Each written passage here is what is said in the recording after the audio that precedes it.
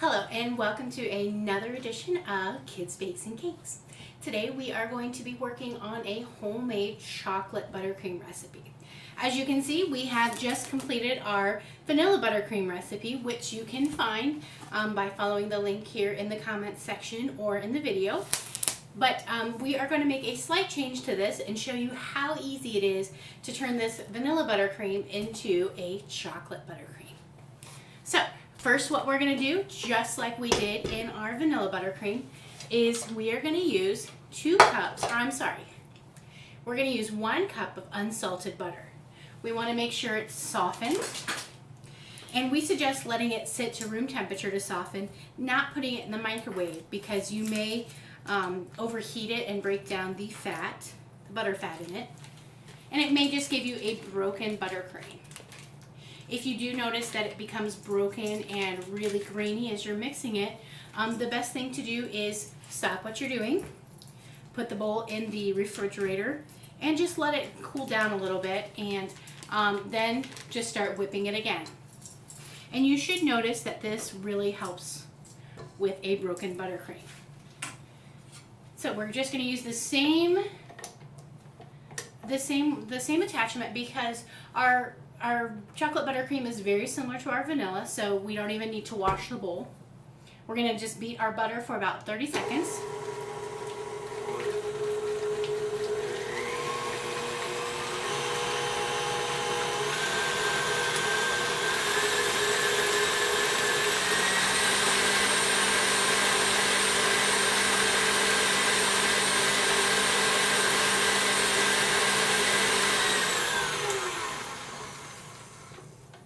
And this gives us a nice texture to start with, which is a really good way to start.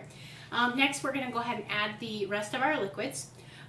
Unlike our vanilla buttercream, we added 2 teaspoons of vanilla, but in our chocolate, we're only going to add 1 teaspoon of vanilla.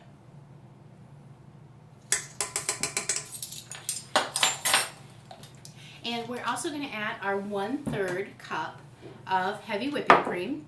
And you can use whole milk, you can use 2% milk, you can use half and half. But we prefer to use heavy whipping cream because we like the extra fat that the heavy whipping cream gives, as well as the fluffy texture and the light and airiness that the heavy whipping cream provides.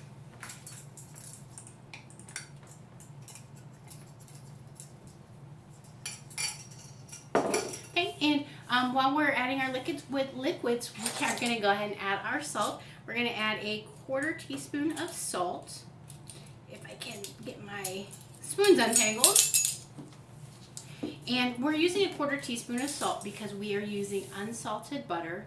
If you are using salted butter, you may just want to add a little bit, taste it, see how it comes out, and at the end you can always add more salt, but you can't take it away. So I would just caution you, if you are using salted butter, to just add a little bit and taste it and see what you think. That is the great thing about making your own recipes, is that you can adjust things to your flavor preference. If you don't want any vanilla, try it, see how it comes out. If you do want a different kind of chocolate in it, try it, see what you think. It is all made to your preference. I'm just giving you kind of a basic overview to kind of get you started and get you to see what you can add to it to make it your own. So in here we have our 1 cup unsalted butter, we have our 1 teaspoon of vanilla, 1/3 cup heavy whipping cream, and a 1/4 teaspoon of salt, and we're just going to combine these ingredients.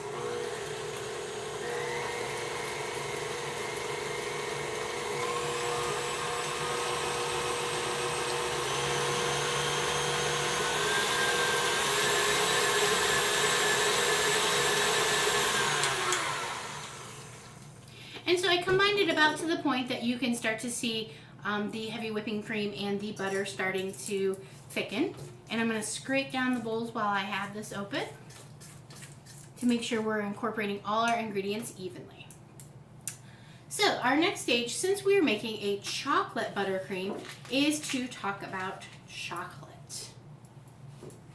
There are a couple different things that you can use.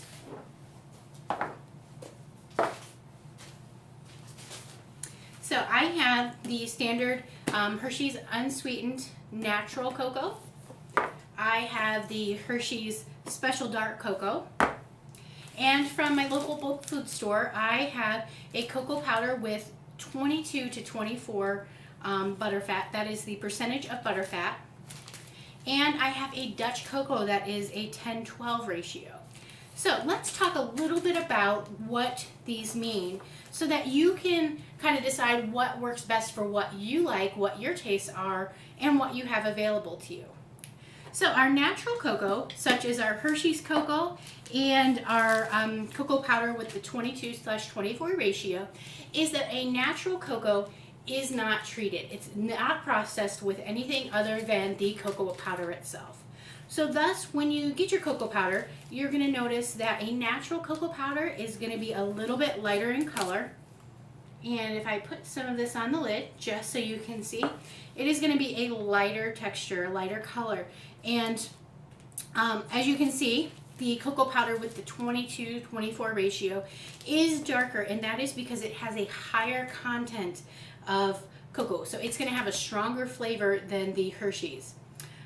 Also, I want to point out that the unsweetened natural cocoa is going to have a fruitier and lighter flavor to it, as opposed to the next cocoa that we're going to talk about.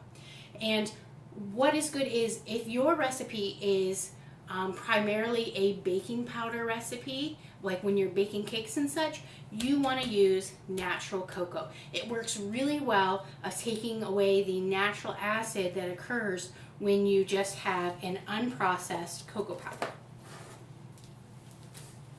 The other option that we have is our Special Dark Hershey's cocoa and our Dutch cocoa. The Special Dark cocoa is a blend of natural and Dutch cocoa. What that means is when they Dutch cocoa, it means that they wash it with a potassium sodium solution to neutralize the acid, to get rid of that acid flavor. And it provides a darker and richer flavor when you're using Dutch cocoa. So that just kind of gives you an idea. If your recipe is more of a baking soda based recipe than a baking powder when you're baking cakes, you want to go more with the Dutch cocoa, because it's the acid that is in here is going to mellow out the metallic taste of the Dutch cocoa. I'm sorry, the acid that's in the baking powder will mellow out the metallic taste of the cocoa. So what I am going to use for this is I'm going to use this cocoa powder with the high butterfat, the high fat ratio, just because I want that extra rich flavor. And so what we're going to do is we're going to add a 1/3 cup, get my correct here measuring cup, we're going to use 1/3 cup of this. And just like I had said earlier, you can easily adjust a recipe to your liking. So, you know, try whatever cocoas you can find. Try them by different brands. Try them in different combinations. Add a little of this and a little of that. See what you like and make the recipe your own. So we're going to go ahead and mix in our cocoa, and we want to start slow because, again, it's going to give us that cloud.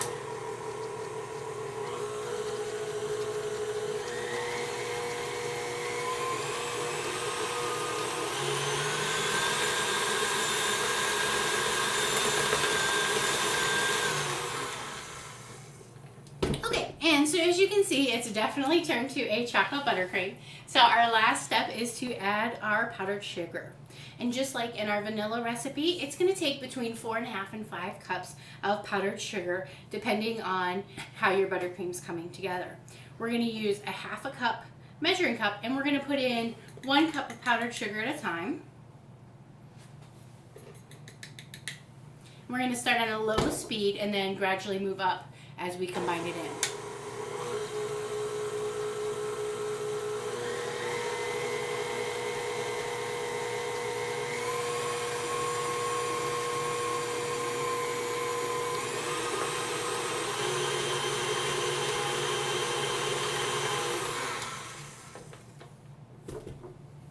Already looking smooth and fluffy.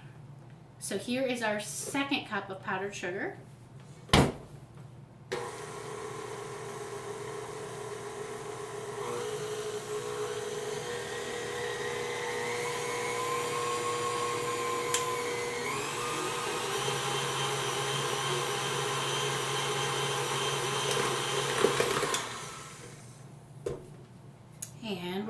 with our third cup.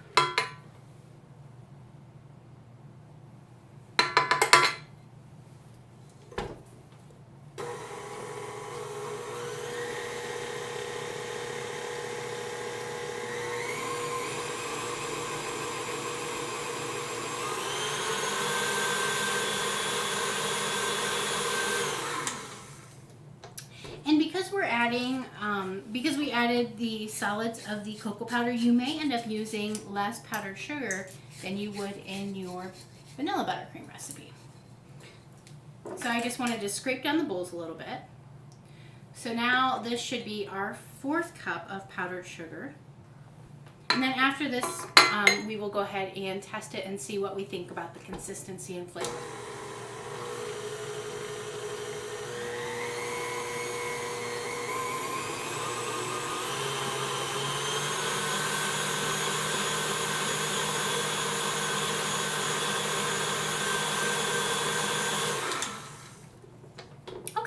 So I like the color of it, I like the look of it, and as I kind of smooth it out, it's still a little tacky than I would prefer. So I'm going to add another half a cup, because again, we don't want it too sweet and too thick.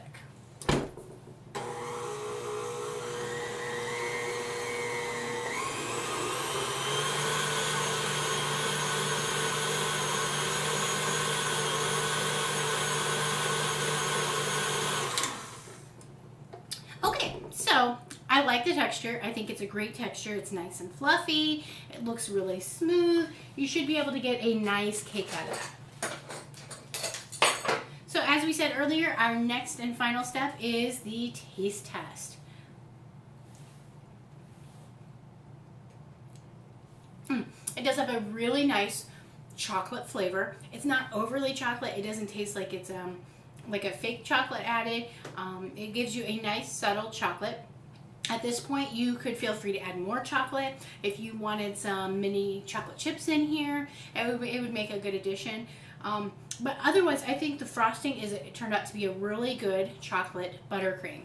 So what you want to do is, if you don't want to use this right away, go ahead and cover it in a bowl and put it in the refrigerator for a little bit, or you can freeze it up to 3 months. But with this tasting buttercream laying around, I don't think it's going to last that long. So send us a video or send us a picture of what you created with our chocolate buttercream. Send it to us at kidsbakesandcakes@gmail.com, and hopefully you will see your creations on our next video. Make sure to subscribe to get all of our tutorials as we complete them, and you too can learn how to be a pastry chef alongside of us. Thank you, and we look forward to seeing you next time on Kids Bakes and Cakes.